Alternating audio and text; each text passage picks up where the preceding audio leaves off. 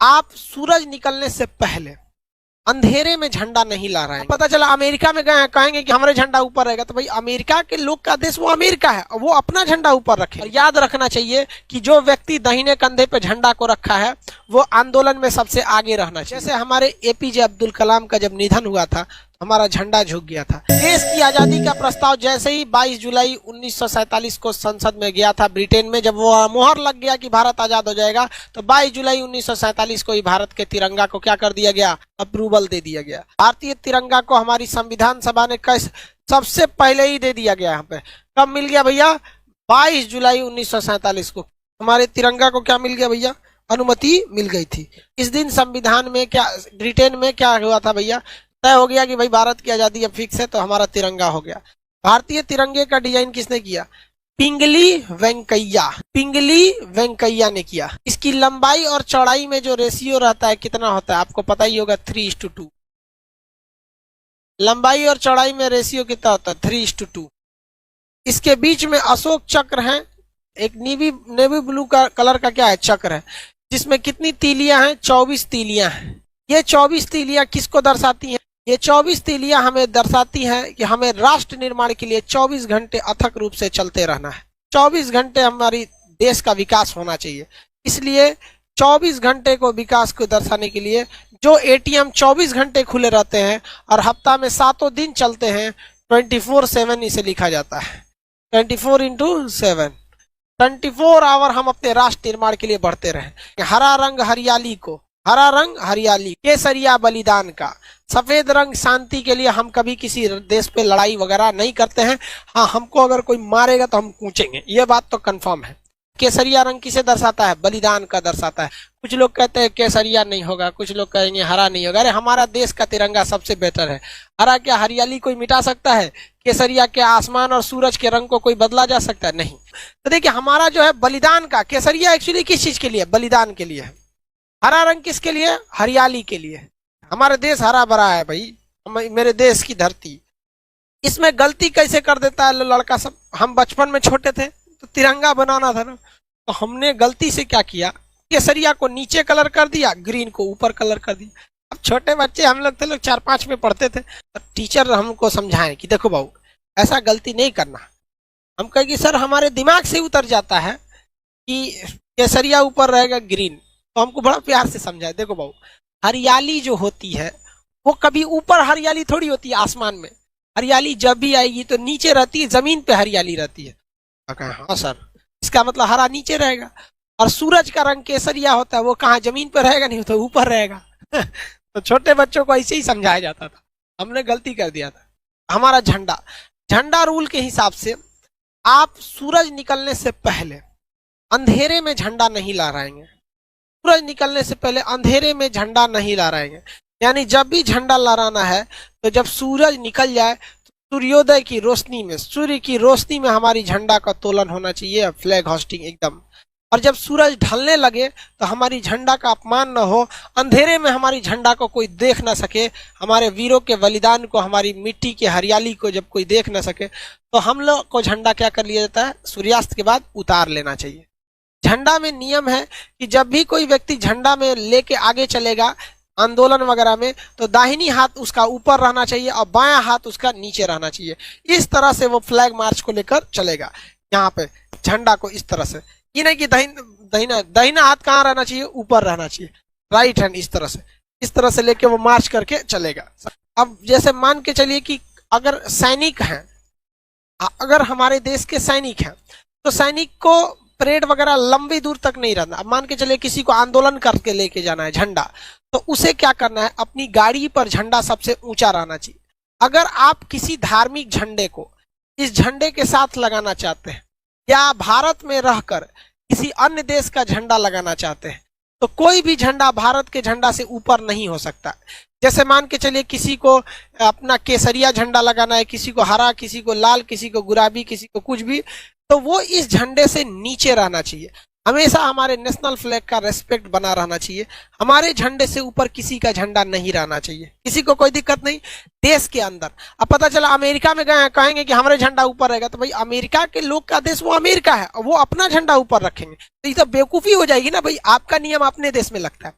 अब एक चीज और ध्यान दीजिएगा, मान के चलिए रूस के राष्ट्रपति व्लादिमीर पुतिन भारत में आए, तो व्लादिमीर पुतिन जब भारत आते हैं तो बताइए उनके सामने उनका झंडा नीचे रखेंगे, हमारा झंडा ऊपर हो जाएगा, तो भाई उनको भी तो खराब लगेगा। हर व्यक्ति को तो अपना देश प्यारा होता है। तो जब कई सारे झंडे एक साथ लगे हों तो भारत का झंडा उस झंडे के दाहिने साइड रहना चाहिए। किस कहाँ रहना चाहिए? दाहिने साइड। मान के चलिए रूस अभी हमारा मित्र है, तो हमारा अपने मित्र को तो हम भी निराश नहीं ना करेंगे। नेशनल भाई सबके लिए इक्वलिटी की बात है। तो जब कभी भी आप अपने देश में किसी दूसरे के झंडे को बराबरी रखते हैं, जैसे कोई भी देश, अब पाकिस्तान वालों की बात नहीं कर, भारत वाले, रूस वगैरह की बात, तो हमें क्या करना है? उसको राइट साइड में रखना है। अपने झंडे को कहाँ रखना है? राइट साइड में। अगर कोई आंदोलन या जैसे किसान आंदोलन चल रहा है तो किसी को अगर उसमें तिरंगा लेके जाना है और अगर दाहिनी हाथ से उठा के ऐसे थक गया है बेचारा, कितना दूर ले जाएगा? सैनिक तो है नहीं, आम आदमी सैनिक की तो नहीं रहता है, तो उसे अपने दाहिने कंधे पे क्या करना है? झंडे को ऐसे रखना है, दाहिने कंधे पे झंडे को रख के लेके चलना है। और याद रखना चाहिए कि जो व्यक्ति दाहिने कंधे पे झंडा को रखा है वो आंदोलन में सबसे आगे रहना चाहिए। आंदोलन में क्या रहना चाहिए? सबसे आगे रहना चाहिए। और झंडा कभी भी जमीन से टच नहीं होना चाहिए, इससे हमारे झंडे की क्या हो जाएगी? बेइज्जती होगी। तो झंडा ऐसे तो उसे दाहिना हाथ रख के झंडा को हमेशा ऊपर लेके रखना है, लेकिन जब कभी भी थक जाएगा तो उसे कहाँ रखना है? अपने दाहिने कंधे पे लेके। और आंदोलन मार्च में वह सबसे आगे रहना चाहिए। ये नहीं तो इस तरह से बहुत ज्यादा झंडे का अपमान एकदम सरासर गलत है। अरे भाई जो देश प्रेम नहीं कर सका उसको खुद को सुसाइड करके मर जाना चाहिए। क्योंकि यार एक जानवर को भी अपने खूंटा से बहुत प्रेम होता है, जहां उसे बांधा जाता है ना उसे वो बहुत प्रेम करता है, वहां उसे गंदा नहीं करता है। और कैसे लोग हमारे देश को लोग उल्टा सीधा बोल देते हैं। हम अपने झंडे का देखिए, एक जाने अनजाने में कभी हो गया, जैसे कभी हम 26 जनवरी को आप देखेंगे सड़क पे कभी कोई तिरंगा गिर गया है तो कोई जानबूझ के नहीं फेंका होगा, जाने अनजाने में उसे गिर गया होगा, तो आप कम से कम उसे उठा लीजिए। जो अपने देश का सम्मान नहीं कर सकता उसे नरक में भी जगह नहीं देना चाहिए, उसके लिए नरक से एक अलग नरक बनाना चाहिए, तो उसको मरक बनाए, उसको राष्ट्र चीज हमेशा आगे रहना चाहिए। लेकिन कभी कभी हमारे देश पे बहुत बुरा संकट आ जाता है, तो जब कभी भी देश पर बुरा संकट आता है तो झंडा को उल्टा लहरा दिया जाता है। भाई हमारे देश का झंडा सबसे अच्छा रहना चाहिए, तिरंगा बातें अलग है भाई। हमारे देश के झंडा की सबसे बेहतरीन, पहली बार भारतीय झंडे को विदेश में किसने लहराया था? किसी ने कोई बता सकते हैं? जर्मनी के शहर स्टुटगार्ट में लहराया गया था 1907 में। किसने लहराया था आप बताइए? अंतर्राष्ट्रीय सम्मेलन में हमारा तिरंगा सबसे पहले किसने लहराया था? मैडम भीखाजी कामा। एक सैल्यूट उस वीर महिला के लिए, भारतीय स्वतंत्रता की जननी कहा जाता है मैडम भीखाजी कामा को। तिरंगा झंडा लहरा दिया था 1907 में, जब हम गुलाम थे तब लोगों ने देखा कि भाई ये किसका झंडा है, तब पता चला कि भैया ये देश भारत का ये क्या है? झंडा है। अब देखिए झंडा के साथ दो कंडीशन, ये जो झंडा ऐसे सीधा है, अगर हम इसे ऐसे कर देंगे झंडा को, तो टेबल कुर्सी पे जब झंडा रहता है तो दो झंडे ऐसे रह जाए तो कोई दिक्कत नहीं है, दो झंडे अगर तिरछा हो जाए तो कोई प्रॉब्लम नहीं है। जैसे ये देखिए, अभी कोई दिक्कत नहीं, अभी कोई दिक्कत नहीं है, अभी कोई दिक्कत नहीं। लेकिन अगर हमारे राष्ट्रीय स्मारक जैसे सुप्रीम कोर्ट, राष्ट्रपति भवन, इस सब पे अगर जो झंडा सीधा लगता है वहां का झंडा तिरछा नहीं होना चाहिए। जैसे राष्ट्रपति भवन का झंडा है, अगर इस झंडे को इस तरह से झुका दिया गया तो समझ जाइएगा कि देश का बहुत बड़ा क्षति हुआ। राष्ट्रीय शोक अगर होता है, दुख दर्शाया जाता है कि ऐसा दुख जो पूरे देश को लगा है, तो उसमें राष्ट्रीय झंडा झुकना चाहिए। जैसे हमारे एपीजे अब्दुल कलाम का जब निधन हुआ था तो हमारा झंडा झुक गया था। हमारे पूर्व प्रधानमंत्री अटल बिहारी वाजपेयी जी का जब निधन हुआ था तो हमारा झंडे को क्या किया गया था? झुका दिया गया था। तो जब देश को एक अभूतपूर्व, एक बहुत बड़ी क्षति हो जाती है, कोई बहुत बड़ा देशभक्त या बहुत बड़े व्यक्ति की जब निधन हो जाती है, तो राष्ट्रीय शोक मनाने के लिए, ये दिखाने के लिए कि हमारा पूरा देश आज शोक में डूबा हुआ है, हम अपने झंडे को क्या करते हैं? झुका देते हैं। अब एक होता है उल्टा झंडा। उल्टा झंडा का मतलब ऐसे नहीं होता है कि लकड़ियां ऊपर कर देंगे, ये उल्टा झंडा नहीं है। उल्टा झंडा का सेंस क्या होता है कि केसरिया कहाँ हो जाएगा? नीचे।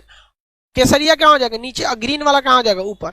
उल्टा झंडा का मतलब होता है कि हमारे राष्ट्रीय शोक है, मतलब कोई विकट परिस्थिति आ गई, भयानक भूकंप आ गया हो, भयानक कोरोना कंट्रोल के बाहर हो गया है, त्राहिमाम त्राहिमाम हो गया है, कोई बहुत बड़ा जल सैलाब आ गया है, बहुत भूकंप टाइप का कुछ या सुनामी टाइप का कुछ आ गया, राष्ट्रीय संकट आ गया है, तो अब हम अपने झंडे को क्या करते हैं, उल्टा कर देते हैं। अपने झंडे को क्या करते हैं, उल्टा कर देते हैं। भगवान न करे कभी हमारे देश पे ऐसा संकट आए, हमारी भारत माँ का झंडा हमेशा लहराता रहे शान से एकदम। यहाँ पर राष्ट्रीय शोक जो है भाई हमारे देश में कभी कभी तो होते ही रहते हैं, जैसे साइंटिस्ट अब्दुल कलाम, अटल बिहारी वाजपेयी, ये लोग हमारे, इनका गुजरना हमारे लिए भाई साहब एक तो बहुत बड़ा क्षति है। भगवान न करे हमारे झंडा कभी उल्टा हो, ऐसा कोई संकट ना आए देश पर, भगवान स्पेशल ध्यान दीजिएगा, हमारा देश का झंडा सीधा ही रहे।